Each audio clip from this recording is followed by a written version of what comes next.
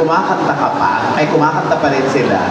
So I'm sure para tayong loro na memorize natin kung ano yung kinakanta. So anong kanta yung sinasabi mo? Medyo na-familiarize ka. Yung kay Eric Santos po. Eric Santos. So, ano yung kanta ni Eric Santos? Eric Santos is the singer. Yes, po. I'm asking about what song? Yung pagbigyan muli. So, you're into singing. Ano ba yung tono nun? Kasi I'm not familiar with that. Sa pagkanta nun, ginagamit po namin yung chest voice namin Kaya gamitin mo na lahat, kahit na ano pa gagamitin mo. Ano yung kanta? Hindi ko alam yung tono eh. Ikakantayin ko po. Hindi, sasayaw. Ay, hindi, sige, kakantahin.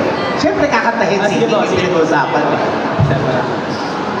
Sige nga, bigyan mo nga kami ng mga 2 lines para malaman natin kung ano yung kanta na yan, yung chorus, para ma-familiarize kami.